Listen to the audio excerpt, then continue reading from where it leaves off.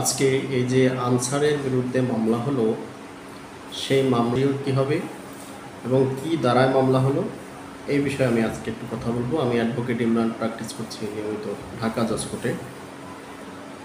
আপনারা যারা চ্যানেলটি সাবস্ক্রাইব করেছেন তাদেরকে অসংখ্য ধন্যবাদ, আর যারা এখনও সাবস্ক্রাইব করেননি অবশ্যই নিয়মিত ভিডিও পাওয়ার জন্য আমার চ্যানেলটি সাবস্ক্রাইব করে সেটা দেখতে পারেন।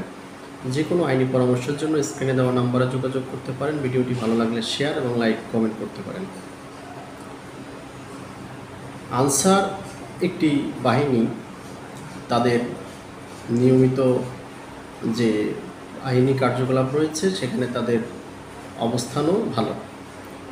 এখন তারা যে দাবিটি নিয়ে আজকে আন্দোলন করলো, তাদের তিন বছর পর পরে 6 মাসের একটা ছুটি দেওয়া হয়।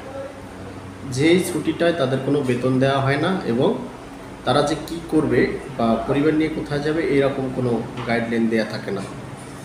তো যার কারণে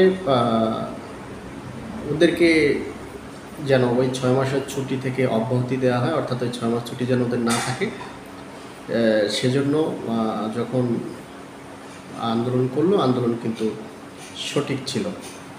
তারপরে ওদের কিছু গুরুত্বপূর্ণ কথা ওরা বলেছে, যেটা আদালত, আইন মন্ত্রণালয়ে, সচিবালয়ে এই বিষয় নিয়ে আলোচনা হয়েছে। তারা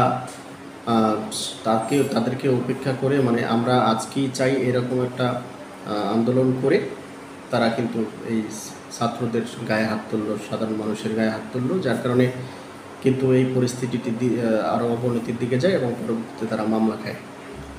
তো মামলার যে সিমটমসগুলো ছিল, যেমন তারা যে সমাবেশটা করেছে, তাদেরকে চলে যাওয়ার পরেও যে তারা ছিল সেজন্য তারা বেআইনি সমাবেশ হয়েছে বলে তারা গণ্য হবে।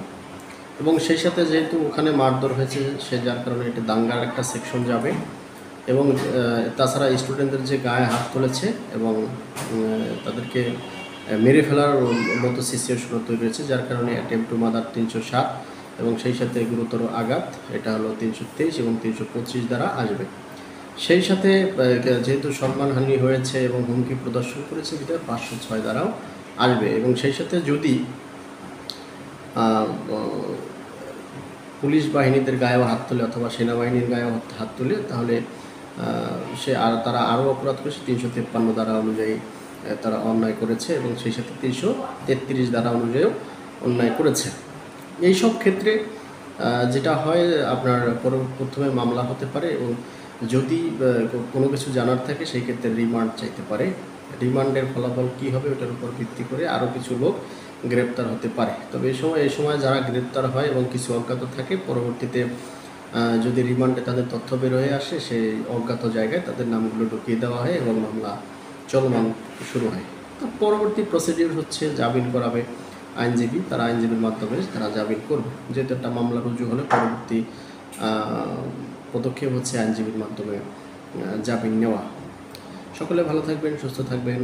আল্লাহ হাফেজ। আসসালামু আলাইকুম।